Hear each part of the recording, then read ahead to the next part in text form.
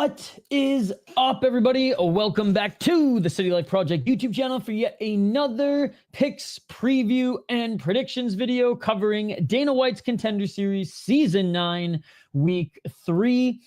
And honestly, this could be a tricky one. Look, everybody and their dog went 5-0 last week, okay? No need to pat ourselves on the back, okay?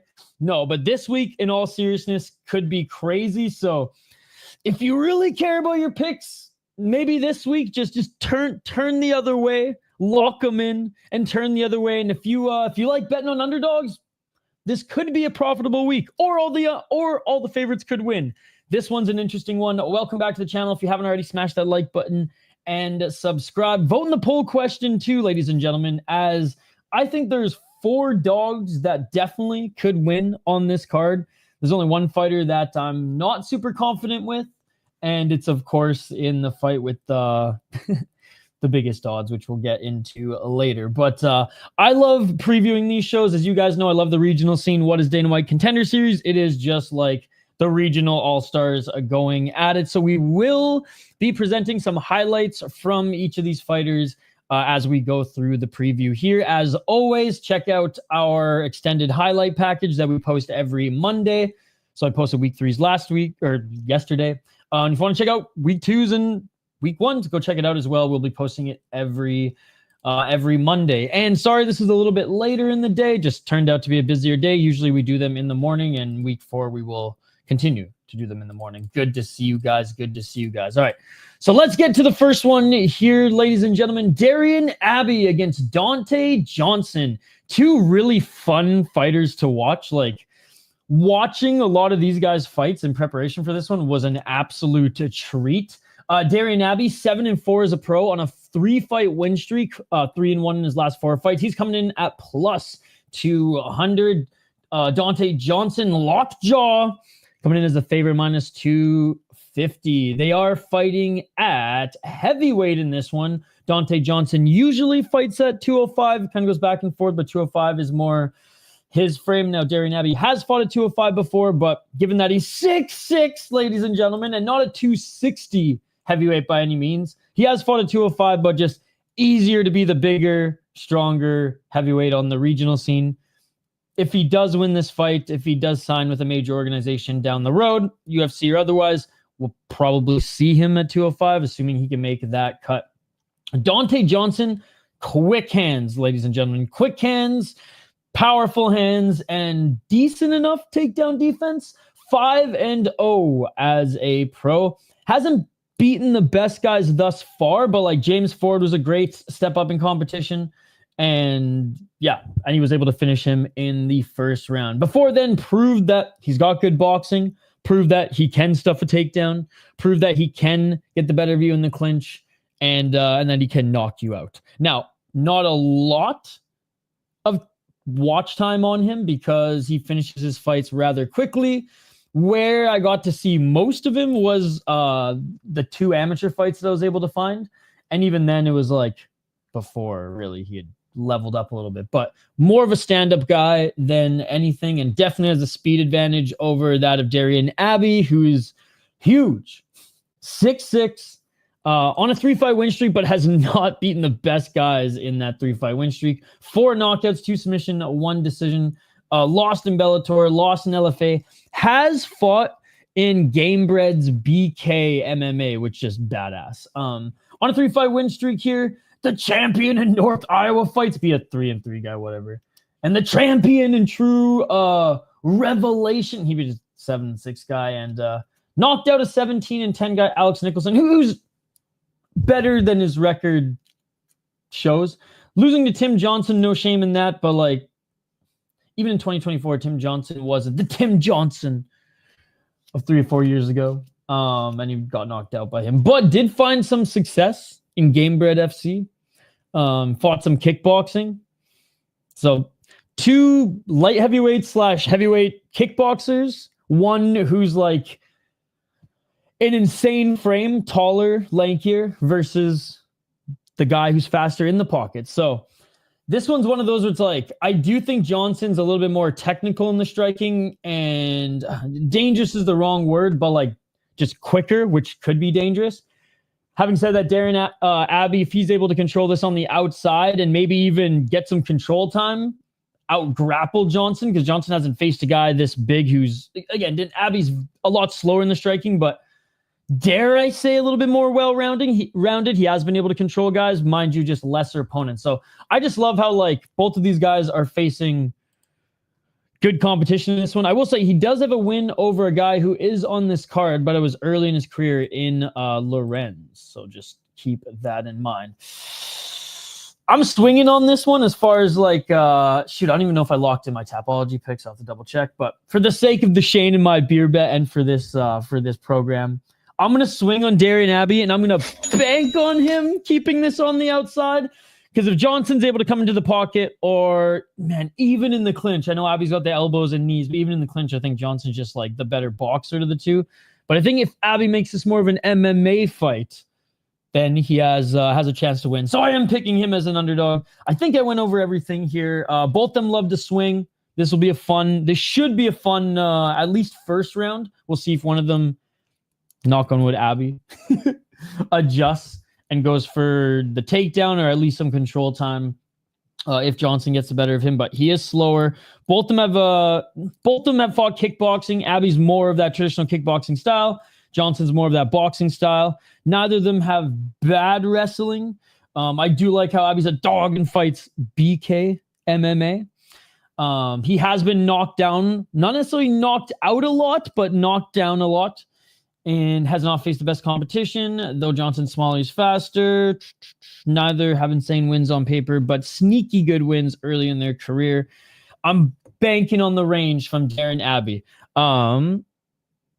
Let's just check out some of their highlights each, and as we move on in the program, I'll show some highlights after I kind of like go over each one. I'm still getting used to this cadence, ladies and gentlemen. I'm still getting used to this cadence, but I'll read you guys' comments as we take a look at some of Abbey's highlights here. All right. I'm happy someone else agrees that this week could be interesting for some dogs. Let's go, bro. When does it start? Oh, not for a while. Not for another like 5 hours, bro. Not for another 5 hours. That stream is up as well. I'll share that stream link in the chat for you guys as you take a look at Abbey here. As you can just see, like, not a quick striker just because of that frame, but that's where it's just kind of... I feel like he's a little bit more dangerous, whereas Johnson's just a little bit more like... Not even a little bit more, a lot more well-rounded. Not well-rounded, but faster. Yeah, this one's just a tough one. This one's a tough one. I understand and agree that Johnson should be the favorite, but it's going to be... I think Abbey's just a different opponent, or a different and difficult opponent for anybody to prepare for. But at least he's slower than most guys. If he had like a little bit more speed too, it'd be a lot more dangerous. All right, here's the fight companion for later, my man. You can see the start time there. 8 p.m. Eastern, if I'm not mistaken. 8 p.m. Eastern. Here's some more. Close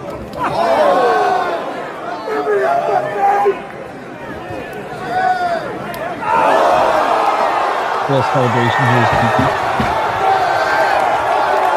Oh! A little disrespectful, whatever. All right, let's take a look at Johnson.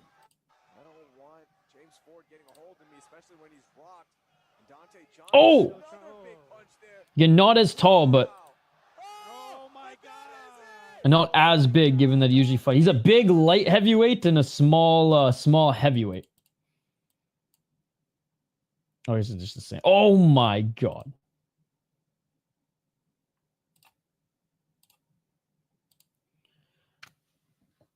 And as you can just see there, like level of competition, whatever. But hey, this is his 6th pro fight. And his 5th pro fight, he took a step up in competition. So I respect that. I would say like first 4 or 5 pro fights, I'm not gonna judge you too much for taking on meh competition, but like take a step up after that now that you got your feet wet, right? Again, strong on the ground as well. It's just, has he faced a guy as tall, lanky, and he's just a little bit more skilled, well-rounded. It should be a fun one. It should be a fun one. Oh, when he started out, oh my God, that's crazy. That's when he was big boy heavyweight. Big boy heavyweight. That's crazy. All right, let's get to this next one.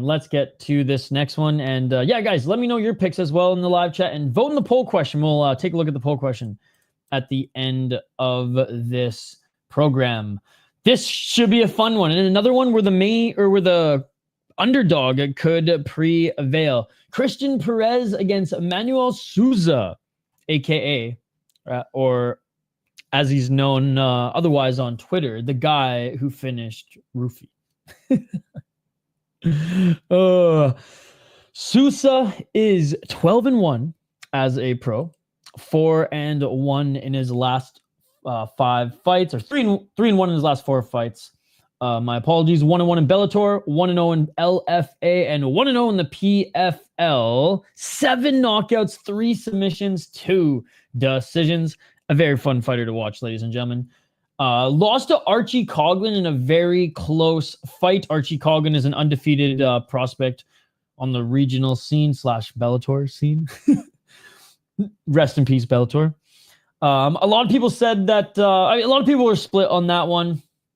For me, that one really could go either way. Came back and beat Lucas Barros in not the most Sousa-looking fight. Sousa just loves to blitz and find the finish, likes to keep it on the feet, does have decent takedown defense, and proved that against Archie Coughlin. But as the fight went on, Archie Coughlin was able just to control him but not hurt him, and just kind of neutralize how dangerous Sousa can be. Sousa's cardio isn't the greatest either. And you could see that Archie Coughlin probably could have kept going at the same pace, whereas Sousa was just getting frustrated that he couldn't employ his game plan later in the fight. So came back against Barros and just fought a little bit more calm, cool, collected, easily won that fight, but just didn't look like the same guy that he did in his previous fights, where he either dragged his opponent into a war or just absolutely murked them.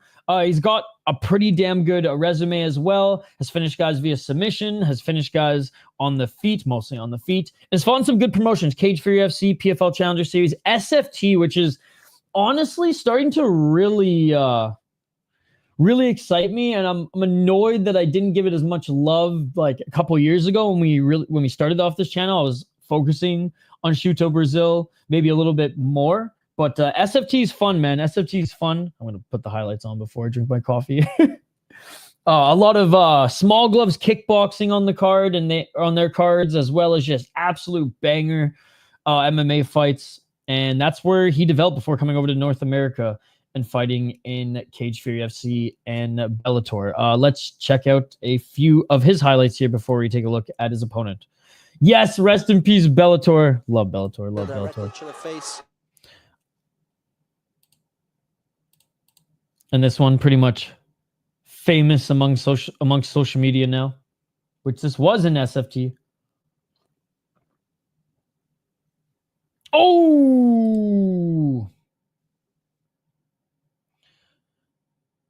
That was back in 2019. And he was 5-0, taking on Sousa, who was 3-0 at that time.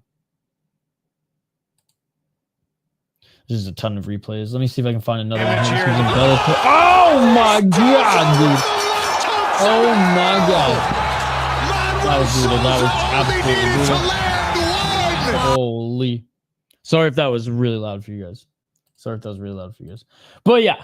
There you go. You can see it. His opponent, though, dare I say, another pretty good underdog. Let's be honest. I'll just say it right now, and I'll repeat this again later. Abbey, Miller, Pérez, and Wilson all could win their fights. And this one, I think, is... Shoot, man. Even though I picked Darion Abbey, heavyweight / light heavyweights, it just could be a funkier fight. This one might be the most, unconfident favorite on the card. Now, could Sousa just knock him out in the first round? Absolutely. But Pérez got that Mexican chin, has never been finished, plus 220, 26, 13-1. And though he hasn't beaten the best competition, he hasn't been beaten like cans. He's beaten middle of the road guys in a decent promotion at the time anyways, in Combate Global, trains out of a good gym in the Goat Shed. And Yeah. I mean, did everything he could in Combate Global. They wanted to keep him around. He wanted to go to a major organization, and it kind of sucks for him. This has to come through Contender Series against Sousa now instead of just being flat out signed when 4, 5-0 guys are being signed right from like Elephant Cage for UFC. But anyways, 4 KO TKO, 6 submissions, 3 decisions, 10-1 in Combate Global, I guess, and 3-0 in Combate Americas. Lost in Karate Combat, but went on a 5-fight win streak before that. Beating again, middle of the road guys, but finishing them, which is important. Enrique Gonzalez he lost to, but so he lost to Enrique Gonzalez, getting out-controlled, but that was the 3rd fight of the night. He was fighting in a tournament where he'd fought twice already that same day. So, like, no shame in that, bro. No shame in that. Undefeated before then, taking a huge step up in his 6th fight in competition. He's well-rounded. I'm picking Sousa. I think Sousa, if he fights like the last fight, a little bit more calm, cool, collected, and manages his gas tank, I still think he can be dangerous in certain areas of the round, and he might be able to sneak this one out. Or if he just blitzes him in the first round, he might be able to just find that chin, or just knock him down at the very least and get the ref to step in there. Because again, Pérez is tough as nails. Overall, has fought way better competition. Not the most technical. Again, brawl over game plan, but he did employ game plan in his last fight. He's got the death touch. Great striking, great power. Pérez kind of wacky style, not unpolished, not unpolished and not brawling, just like high pace and just bouncing everywhere and just will throw a little bit of everything and the kitchen sink at you. But is well-rounded, never been finished, never been knocked out. Good underdog, more of a striker than anything, but might be forced to grapple, has good Sousa has good takedown defense overall, so that's one thing. It'll be interesting to see Pérez can control him or even get that takedown. Only loss was a close fight on the regional, like I said, Archie Coggin, where some people think that Sousa even beat him. So I think Sousa's been able to defend takedowns against lesser grapplers on the regional scene, but has also been able to control lesser opponents on the regional scene, whereas Pérez has been able to kind of beat and show how good he is against middle of the pack guys consistently. But this is probably his best, his best opponent yet. I'm going with the safer pick here. I'm going with Sousa, but take a look at some of Pérez's highlights here as I load up some more moving forward. The program I'm using to stream only allows 10 videos to be queued up in the stream, and I literally had 10 queued up for you guys there, so I got to queue up the next 10. Hold up. But just pay attention to how well-rounded he is, but how maybe jerky is like the better word, not unpolished, but like a Dominic Cruz wannabe at times, or it's like, just maybe stick to the basics. But hey, it's working. Yo, what's up, MMA Upside? What's up, Boone? Good to see you. Good to see you. Just doing a little preview for Contender Series. Don't worry, we'll do it earlier next week. I went to bed with a few unfinished tasks, so as soon as I got up this morning, I was like, oh, damn, I got to get right to it. And then once I finished the unfinished task, I had to get to the actual task. And next thing I know, it's friggin' 3 o'clock. Here we are. But good to see you, buddy. Hope you're having a great day. Oh, man, I have to do another round of them after this. That's fun. That's fun. Yeah, there's that. I mean, that was a little unpolished, but there's that craziness. We're on the Cristian Pérez, Manoel Sousa.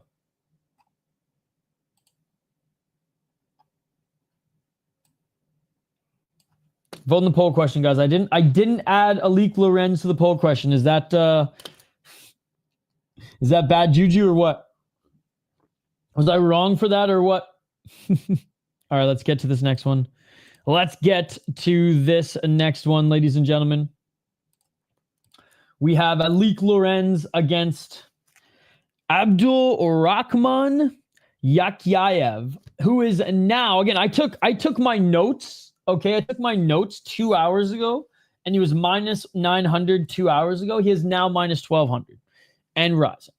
The Hunter is 6-0 as a pro out of Turkey, 24 years of age, still very green on the feet as he looks like Bobby Green, just doesn't throw his hands like Bobby Green, just doesn't throw hands at all, throws some kicks, and then goes for the takedown, mauls you, gets the submission. That is his game. So still has a lot to learn, and I don't know if the UFC is the best place to learn how to strike. I'll say that right now. 2 KO TKOs, 3 submissions, 1 decision, 2 and 1 in ACA. And he's the Aris FC champ as well. Love Aris, but fuck them right now for not being on Fight Pass. And if you're not going to be on Fight Pass, refusing to show North Americans who you've like marketed to for the last 3 years, your shit. So anyways, what the fuck, Aris? I used to be the biggest Aris stan. Now I'm like the biggest Aris hater, I think. But good league, good league. Beat a 4-1 guy to defend the title. Beat a 5-2 guy to win it. And also was the Con fight champion, and he beat a solid opponent in Con, dude. Like, holy fuck. So he's been beating good guys throughout his entire career, and he's only gone to decision once in arguably the best guy he's fought so far, outside of his amateur fight, which was a loss, by the way. Very much a submission style, guys. Like ground and pound, sure, but like he probably could have submitted the guy if he wanted to in that one. He just chose to beat them up a little bit. Now, Alik Lorenz, actually, sorry, we'll check out some of his highlights first before we get to Alik Lorenz and ultimately my pick for this one. Here's him and Aris. Again, out of Turkey. You'd think he's from Dagestan. If he was in Ryzen, he'd probably have all superior rule set knockouts, but hunts the submission though, which is nice. He doesn't necessarily like to lay and pray, which I will give him credit for, right? Doesn't just go for the lay and pray, like 100% goes for the finish. So you gotta respect that. You gotta respect that.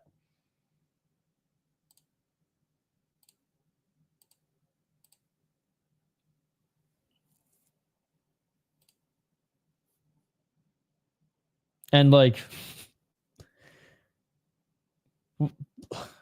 non-traditional submissions too. So there you go. But let's get to his opponent here, who has a grappling/wrestling background, but has kind of been falling in love with his hands right now.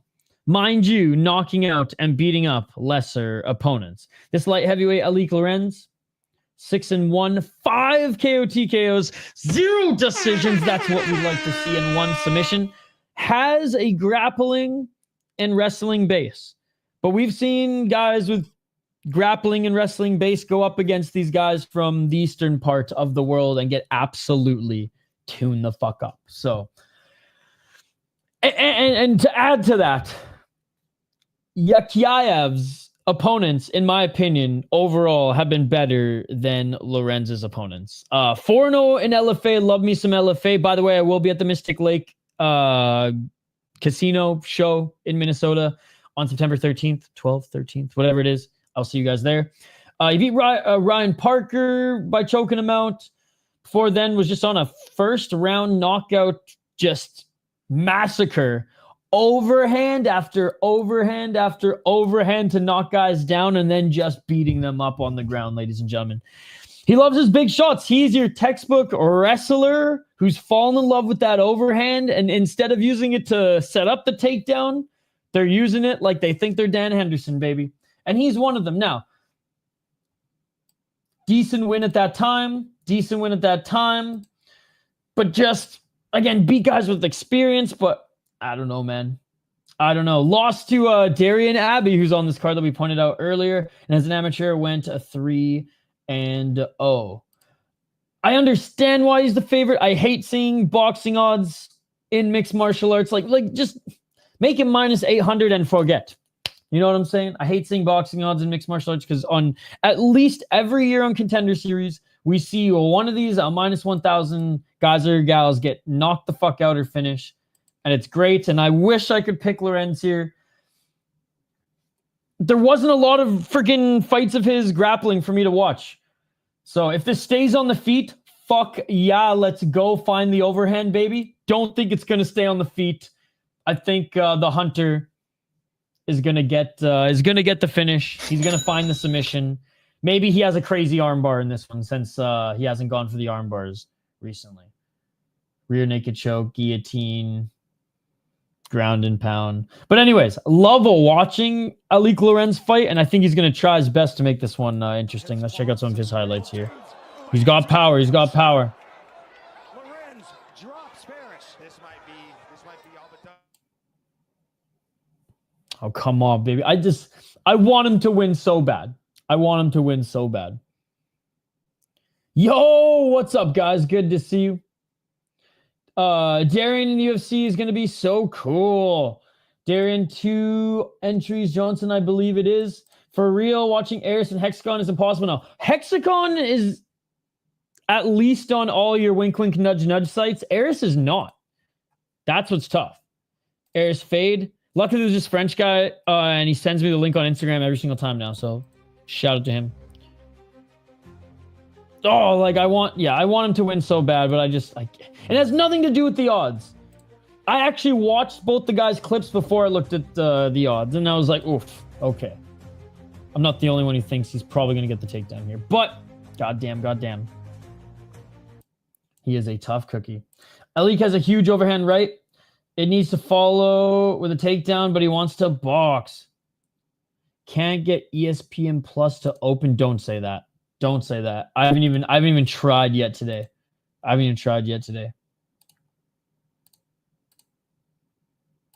By the way, my stream is Fight Companion stream link is already up, guys. I'll share it in the chat here. And if you haven't been following, every single Monday, I have been posting all the highlights from every single fighter participating in Dana White Contender Series that week.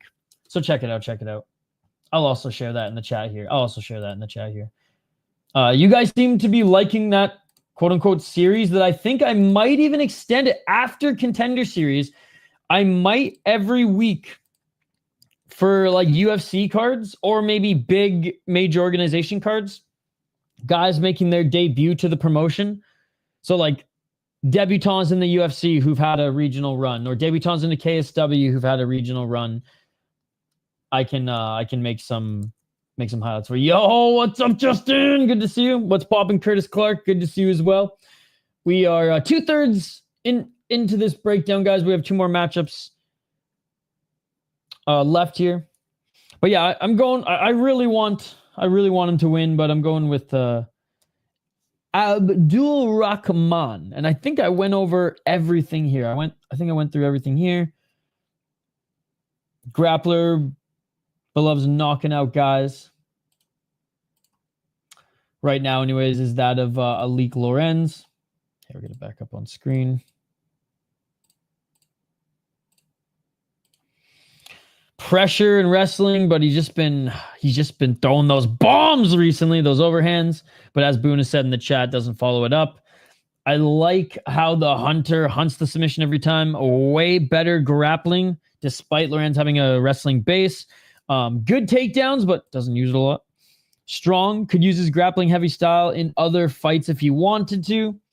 Guy leaves his hands down when he's striking, when he's on the feet, but the thing is he's not on his feet long because he finds that takedown, body log, rips you to the ground, and good night, Jim Kite.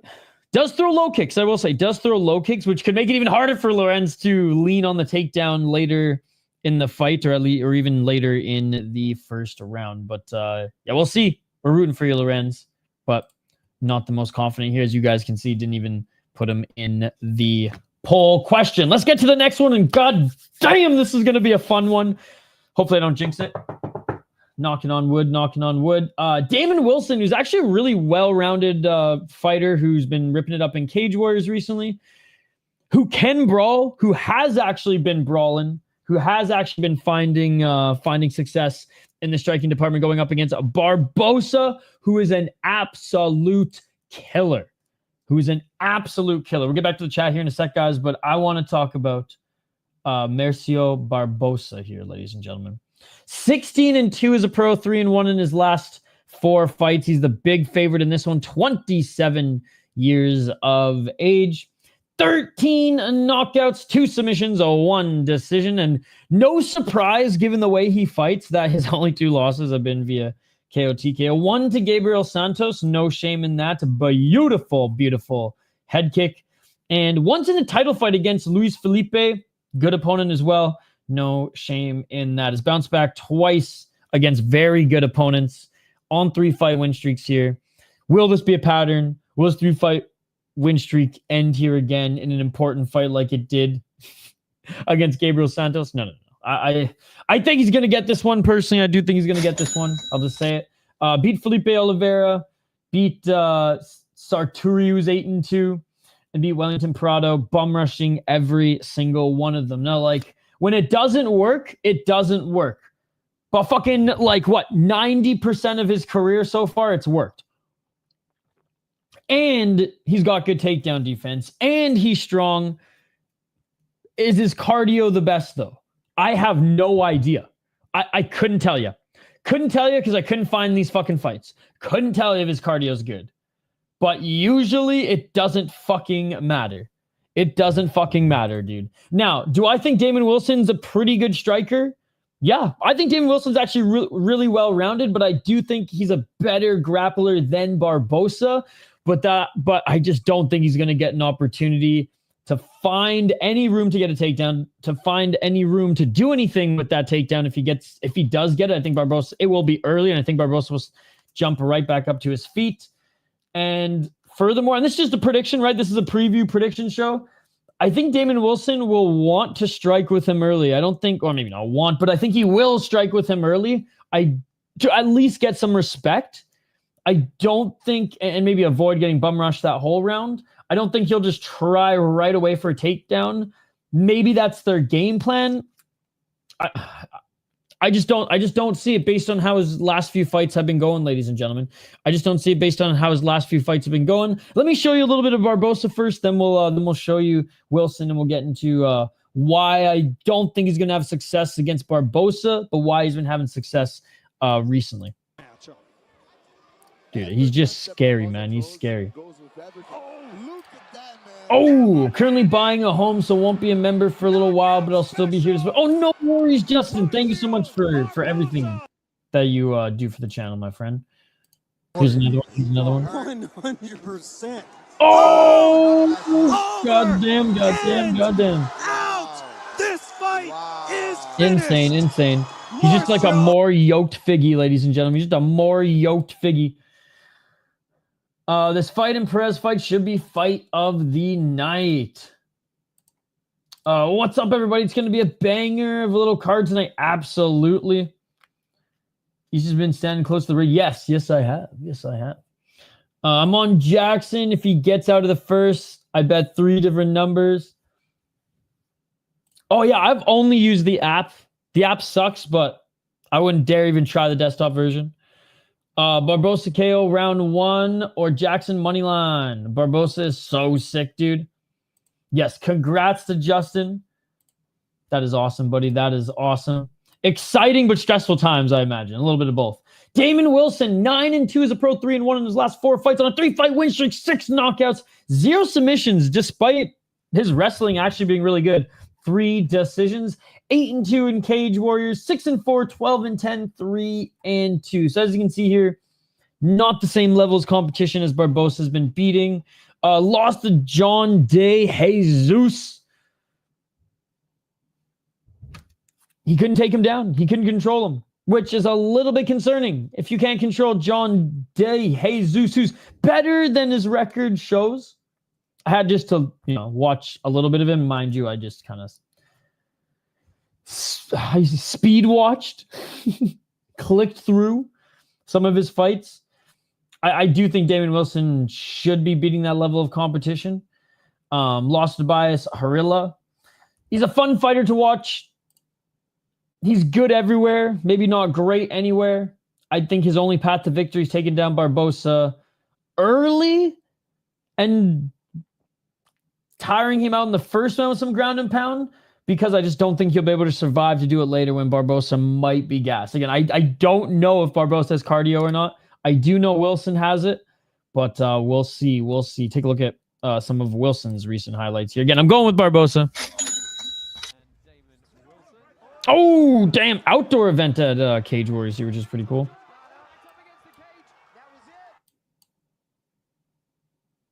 I think they show a replay for it as well. Early 30s getting an opportunity here. So I imagine that's the thing too. Like, I don't think he's going to fight a safe fight in this one, even though the safe fight might be his path to victory, because he's 32 and he's got to impress Dana White, right? Here's some more of them. Okay, I'm going to load. I'll get back to the chat here in a sec, guys. I'm just going to load up some more highlights. The last chunk here.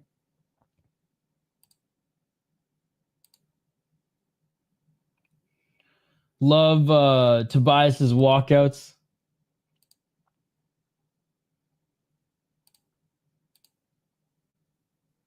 All right. Let's get to this next one, ladies and gentlemen. Don't forget to vote in the poll question. As well. Main event. And I feel like this one may not be the most... Like, this one either will be one of the most exciting fights on the card, or it will be the most boring fight on the card until one of these motherfuckers is knocked out. You know what I mean? And then we'll be like, oh, that was awesome. We'll forget about the, let's say, 11 minutes of just Yoel Romero, Israel Adesanya. That's kind of how I see this one going on. What's up, the green bastard from parts unknown? Yo, what's up? My name is Deshaun. I got Miller locked in dog of the card. Yeah, dude. Abbey, Miller, Perez, Wilson. All dogs that could win. Otis, what's up, Otis? Great to see you. Damon is fun as fuck, and I'll be rooting for him, but think he's getting hit with the 1-2 buckle my shoe. That's the same with like Perez and Lorenz. I kind of want them to win as well, but it's like, holy fuck, man, that's a big hill to climb. Yeah, he's a regular on the Cage Warriors San Diego events. With Angie Hill on the card. I love it. All right. Final one, ladies and gentlemen. Then we'll check out the poll question here. And don't forget to join us. 8 p.m. Eastern. I'll be live just after 8:05 or just after 8 p.m. Eastern, 5 o'clock Pacific for week 3 of Dana White Contender Series Fight Companion. I mean, already 3 weeks in. So we've been having so much fun doing them, man. These are my favorite streams to do with you guys. Played Perez too. The MMA upside, just they'll be rolling in it. Scrooge McDuck style later tonight. Trent Miller, the Terminator, up against Orion Gandara. Problema. 7-1 for Gandara. Miller 8-2, 3-1 in his last 4 fights. He's the underdog in this one, plus a 400. Both out of good gyms. He's out of Extreme Couture. Never been knocked out. 6 KO TKOs, 1 submission, 1 decision. He has been submitted twice. 1-0 in LFA. He's fought in Baroka, the new league in Las Vegas with a crazy big cage. Some really suspect matchmaking fights. And Juan Archuleta is now the champion in that league. But hey, I'm rooting for them. And if I'm in Vegas, I'm definitely going to go to Tough Enough and Baroka, but like far from a high-level league. But he did beat a 5-1 guy in there, so respect. He beat a better opponent in Baroka than he did in Tough Enough, so fair enough. Fought in United Fight League, fought in Cage Fury FC, and went 6-0 as an amateur.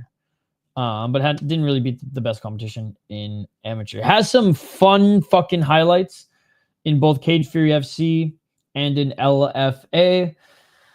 Yeah, one of his last 2 opponents were pretty good. Has actually fought quite a bit in 2025, already twice, once in March, once in May. And yeah, 2 fights rearranged here in August, and here he is now landing on Dana White's Contender Series. Because I believe he took this fight on, 2 weeks notice? There were some musical chairs in this one. I forgot to say, actually, by the way, that the first fight on the card, both these guys are taking the fight on short notice, as both of the heavyweights are on the Pérez card now. And right, it was Victor Costa was supposed to fight against Ryan Gandra. But honestly, the short notice guys haven't really... I don't think guys taking fights on short notice have really been the issue for them in Dana White Contender Series this season thus far, as the guys who came in to be the sacrificial lambs on short notice or not were just that. And some of the guys who were favorites coming in at short notice won their fights anyways. So, but it is a caveat I forgot to mention as we started this program. Anyways, let's take a look at some of his highlights here because he is fun to watch. More of a bruiser, more of a bulldozer who does have some wrestling, but jiu-jitsu kind of lacks. Look at this. Boom! There is power there. But plant... Oh, my God, dude. Oh, my God. And check out this one in Cage for your FC. Waiting for you. Oh! The high kick puts Oh! That's waiting for you. Boom! I'm positive we were live for that one, and then we shared it on our members stream. By the way, if you guys want to become a member of the channel, we do members live streams where we literally spend like half an hour to an hour just reacting to the combat sports highlights. Let's fucking go. His opponent, Ryan Gandra, 7-1 as a pro, 4-0 in his last 4 fights. 3 knockouts, 2 submissions, 2 decisions, 2-0 in LFA. Good wins. Good wins. He's been on a great win streak here, and he's beaten solid opponents.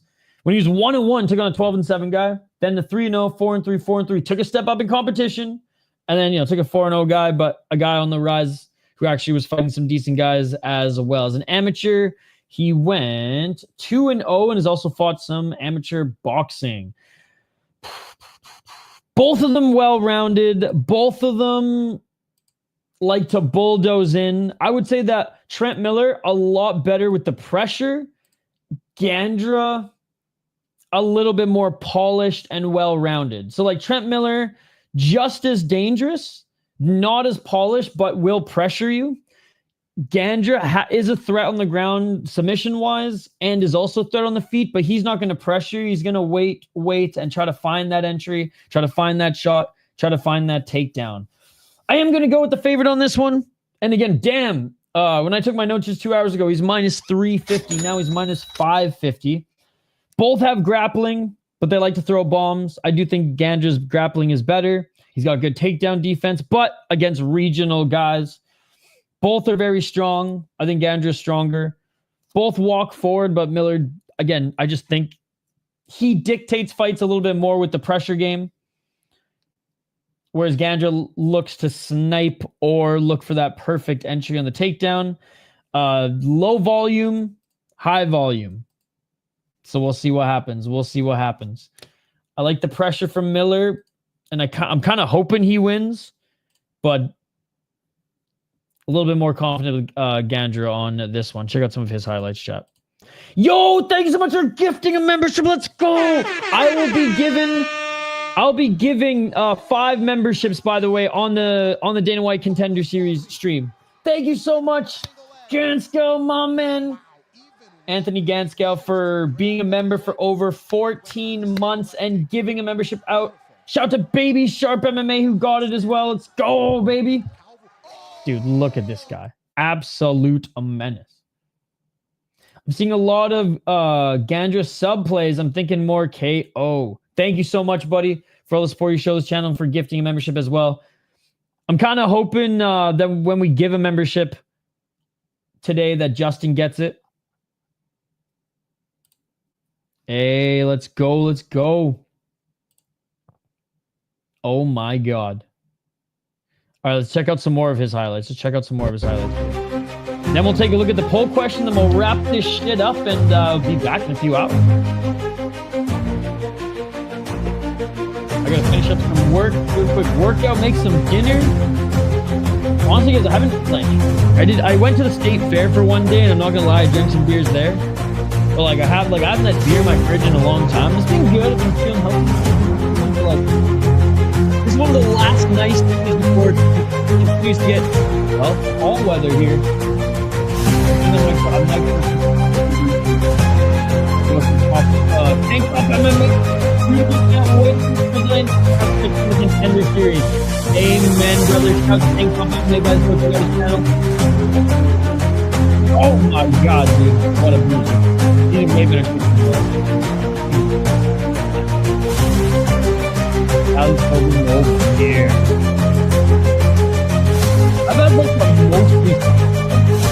entirely sober at times. I've been mostly sober and fixing my fucking car. Moving and fixing my car. Literally moved the first day of summer. I've done that week. Now the car's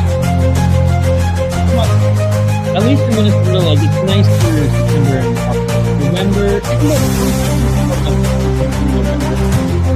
Once December hits, it's the point of no return. And then, like, even into April, it's fucking shit. So, bro, I think Miller will be able to counter Puncher Miller, my dog of the week. Guys, if you don't believe me, here are my notes. Whoops.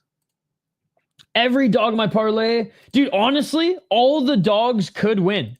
All the dogs could win. The only one I have the least amount of confidence in is Lorenz, because he's just manhandled way better guys. But having said that, like, Lorenz has a wrestling base. If he can keep this on the feet, his striking's better. Like, honestly, I would do that as well. I'd drop $2 on that as well. But the guys, the underdogs who I do think have a better chance of winning, like I said, are Abbey, Miller, Pérez, or Wilson. My picks again, Darion, Abbey, Sousa, Yakhyaev, Barbosa, and Gandra. Let's take a look at the poll question here before we get into some housekeeping notes, ladies and gentlemen, and then we will we'll bid you adieu. I'll get timestamps on here if you guys are just joining us now for the early predictions and highlights, and just get all the links for the show coming up later and the highlights there. All right. Let's get to the chat here. All right, best underdog on the card: Darion, Abbey, Cristian Pérez, Trent Miller, and Damon Wilson. 41% say Cristian Pérez. Honestly, despite me not picking him, I'd have to agree. Abbey at 33, I would agree he's the second. Miller third. And Damon Wilson fourth. I think Miller and Wilson are interchangeable, but I think you guys are bang on with your poll question picks. Here, let me show you guys on screen here. I think you guys are bang on with your poll question picks. Fuck, I can't believe I didn't make my picks on Tapology to show you guys on. This is how little of a fuck I give about Tapology. I forget to make my picks. Although I'm starting to give a little bit of a fuck. Not as much as, like, fucking Hank the Tank, but I don't give a fuck if the decision's rigged! Miller is ass. What's up, KDO Bets? Good to see you. Good to see you. Abbey is ass. I mean, they've made it to Dana White Contender Series, so calling them ass is disrespectful. Fair Chechnya on top right now, but they are due for a guy to be bad. Yes. Let's go. Let's go. So, yeah, I would I'd agree. I think Pérez is the best underdog on the card. I think Abbey's just a goofy guy to prepare for. So I'm so winging on that one, but low confidence for sure. Yes, he did. Yes, he did.